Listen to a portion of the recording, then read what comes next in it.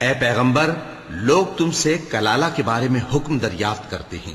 کہہ دو کہ اللہ کلالہ کے بارے میں یہ حکم دیتا ہے کہ اگر کوئی ایسا مرد مر جائے جس کے اولاد نہ ہو اور نہ ماں باپ اور اس کی ایک بہن ہو تو اس کو بھائی کے ترکے میں سے آدھا حصہ ملے گا، اور اگر بہن مر جائے اور اس کے اولاد نہ ہو تو اس کے تمام مال کا وارث بھائی ہوگا، اور اگر مرنے والے بھائی کی 2 بہنیں ہوں تو دونوں کو بھائی کے ترکے میں سے 2/3، اور اگر بھائی اور بہن یعنی مرد اور عورتیں ملے جلے وارث ہوں تو مرد کا حصہ 2 عورتوں کے حصے کے برابر ہے۔ یہ احکام اللہ تم سے اس لیے بیان فرماتا ہے کہ بھٹکتے نہ پھرو، اور اللہ ہر چیز سے خوب واقف ہے۔ شروع اللہ کا نام لے کر جو بڑا مہربان نہایت رحم والا ہے۔ اے ایمان والو، اپنے معاہدوں کو پورا کرو۔ تمہارے لیے چرنے والے مویشی حلال کر دیے گئے ہیں بجز ان کے جو تمہیں پڑھ کر سنائے جاتے ہیں، مگر حالت احرام میں شکار کو حلال نہ جاننا۔ اللہ جیسا چاہتا ہے حکم دیتا ہے۔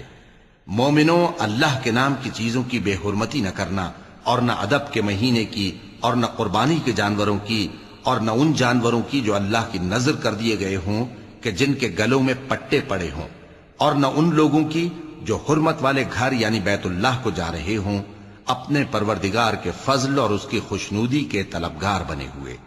اور جب احرام اتار دو تو پھر اختیار ہے کہ شکار کرو، اور کچھ لوگوں کی دشمنی اس وجہ سے کہ انہوں نے تم کو مسجد حرام سے روکا تھا تمہیں اس بات پر آمادہ نہ کر دے کہ تم زیادتی کرنے لگو۔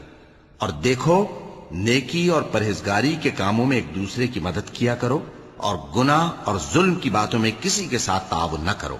اور اللہ سے ڈرتے رہو۔ کچھ شک نہیں کہ اللہ کا عذاب سخت ہے۔ تم پر مرا ہوا جانور اور بہتا لہو اور سور کا گوشت اور جس چیز پر اللہ کے سوا کسی اور کا نام پکارا جائے، اور جو جانور گلا گھٹ کر مر جائے، اور جو چوٹ لگ کر مر جائے، اور جو گر کر مر جائے، اور جو سینگ لگ کر مر جائے، یہ سب حرام ہیں۔ اور وہ جانور بھی جس کو درندے پھاڑ کھائیں، مگر جس کو تم مرنے سے پہلے ذبح کر لو،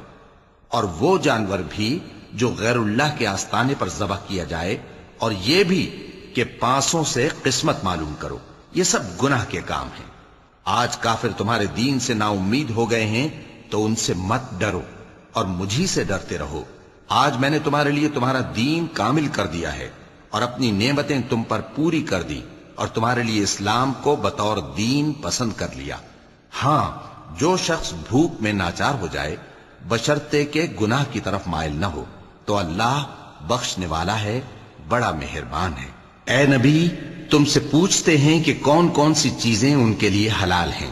ان سے کہہ دو کہ سب پاکیزہ چیزیں تم کو حلال ہیں، اور وہ شکار بھی حلال ہے جو تمہارے لیے ان شکاری جانوروں نے پکڑا ہو جن کو تم نے سدھا رکھا ہو، اور جس طریق سے اللہ نے تمہیں شکار کرنا سکھایا ہے اس طریق سے تم نے ان کو سکھایا ہو۔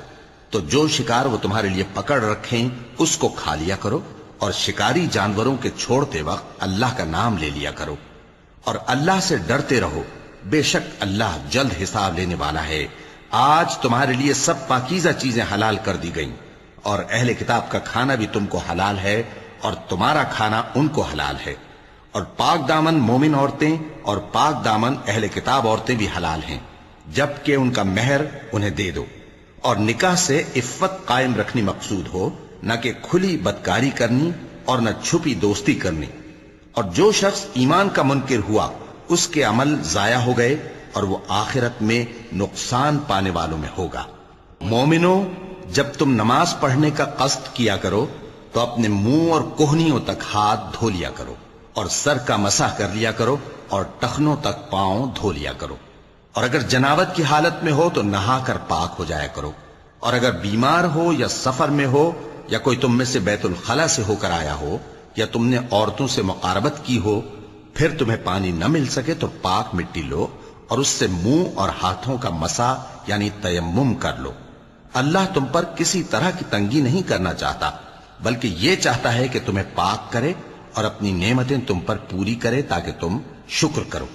اور اللہ نے جو تم پر احسان کیے ہیں ان کو یاد رکھو، اور اس کے عہد کو بھی جس کا تم سے قول لیا تھا، یعنی جب تم نے کہا تھا کہ ہم نے اللہ کا حکم سن لیا اور قبول کیا۔ اور اللہ سے ڈرو کچھ شک نہیں کہ اللہ دلوں کی باتوں تک سے واقف ہے۔ اے ایمان والو، اللہ کے لیے انصاف کی گواہی دینے کے لیے کھڑے ہو جایا کرو، اور کچھ لوگوں کی دشمنی تم کو اس بات پر آمادہ نہ کر دے کہ انصاف ہی نہ کرو۔ انصاف کیا کرو کہ یہی پرہیزگاری کی بات ہے، اور اللہ سے ڈرتے رہو، کچھ شک نہیں کہ اللہ تمہارے سب اعمال سے خبردار ہے۔ جو لوگ ایمان لائے اور نیک کام کرتے رہے، ان سے اللہ نے وعدہ فرمایا ہے کہ ان کے لیے بخشش اور اجر عظیم ہے، اور جنہوں نے کفر کیا اور ہماری آیتوں کو جھٹلایا وہ جہنمی ہیں۔ اے ایمان والو، اللہ نے جو تم پر احسان کیا ہے اس کو یاد کرو۔ جب کچھ لوگوں نے ارادہ کیا کہ تم پر دست درازی کریں تو اس نے ان کے ہاتھ تم سے روک دیے، اور اللہ سے ڈرتے رہو، اور مومنوں کو تو اللہ ہی پر بھروسہ رکھنا چاہیے۔ اور اللہ نے بنی اسرائیل سے اقرار لیا تھا، اور ان میں ہم نے 12 سردار مقرر کیے تھے، اور اللہ نے فرمایا کہ میں تمہارے ساتھ ہوں، اگر تم نماز پڑھتے اور زکوٰۃ دیتے رہو گے اور میرے پیغمبروں پر ایمان رکھو گے اور ان کی مدد کرتے رہو گے اور اللہ کو قرض حسن دو گے تو میں تم سے تمہارے گناہ دور کر دوں گا اور تم کو بہشتوں میں داخل کروں گا جن کے نیچے نہریں بہ رہی ہیں۔ پھر جس نے اس کے بعد تم میں سے کفر کیا تو وہ سیدھے رستے سے بھٹک گیا۔ پس ان لوگوں کے عہد توڑ دینے کے سبب ہم نے ان پر لعنت کی اور ان کے دلوں کو سخت کر دیا۔ یہ لوگ کلمات کتاب کو اپنے مقامات سے بدل دیتے ہیں، اور جن باتوں کی ان کو نصیحت کی گئی تھی ان کا بھی ایک حصہ فراموش کر بیٹھے، اور تھوڑے آدمیوں کے سوا ہمیشہ تم ان کی ایک نہ ایک خیانت کی خبر پاتے رہتے ہو۔ سو انہیں معاف رکھو اور ان سے درگزر کرو۔ اللہ احسان کرنے والوں کو دوست رکھتا ہے۔ اور جو لوگ کہتے ہیں کہ ہم نصارہ ہیں، ہم نے ان سے بھی عہد لیا تھا، مگر انہوں نے بھی اس نصیحت کا جو ان کو کی گئی تھی ایک حصہ فراموش کر دیا، تو ہم نے ان میں قیامت تک کے لیے دشمنی اور کینہ ڈال دیا، اور جو کچھ وہ کرتے رہے اللہ عنقریب ان کو اس سے آگاہ کر دے گا۔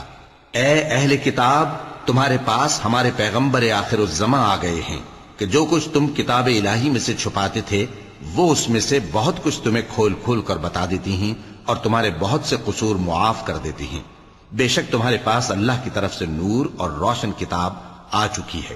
جس سے اللہ اپنی رضا پر چلنے والوں کو سلامتی کے رستے دکھاتا ہے اور اپنے حکم سے انہیں اندھیروں سے نکال کر روشنی کی طرف لے جاتا اور ان کو سیدھے رستے پر چلاتا ہے۔ جو لوگ کہتے ہیں کہ اللہ جو ہے وہی مسیح ابن مریم ہے، وہ بے شک کافر ہیں۔ ان سے کہہ دو کہ اگر اللہ عیسیٰ ابن مریم کو اور ان کی والدہ کو اور جتنے لوگ زمین میں ہیں سب کو ہلاک کرنا چاہے تو اس کے آگے کس کی پیش چل سکتی ہے؟ اور آسمان اور زمین اور جو کچھ ان دونوں کے درمیان ہے سب پر اللہ ہی کی حکومت ہے۔ وہ جو چاہتا ہے پیدا کرتا ہے، اور اللہ ہر چیز پر پورا قادر ہے۔ اور یہود اور نصارہ کہتے ہیں کہ ہم اللہ کے بیٹے اور اس کے پیارے ہیں۔ کہو کہ پھر وہ تمہارے گناہوں کے سبب تمہیں عذاب کیوں دیتا ہے؟ نہیں، بلکہ تم اس کی مخلوقات میں دوسروں کی طرح کے انسان ہو، وہ جسے چاہے بخشے اور جسے چاہے عذاب دے۔ اور آسمان اور زمین اور جو کچھ ان دونوں کے درمیان ہے سب پر اللہ ہی کی حکومت ہے،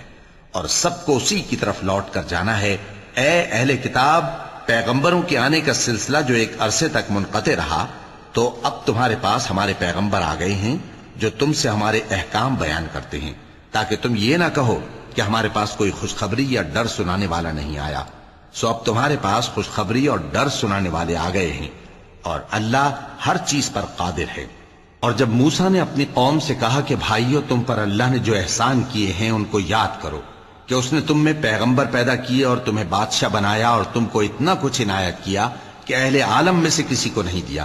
اے بھائیو، تم ارض مقدس یعنی ملک شام میں جسے اللہ نے تمہارے لیے لکھ رکھا ہے داخل ہو چلو، اور دیکھنا مقابلے کے وقت پیٹھ نہ پھیر دینا ورنہ نقصان میں پڑ جاؤ گے۔ وہ کہنے لگے کہ موسیٰ، وہاں تو بڑے زبردست لوگ رہتے ہیں، اور جب تک وہ سرزمین سے نکل نہ جائیں ہم وہاں جا نہیں سکتے۔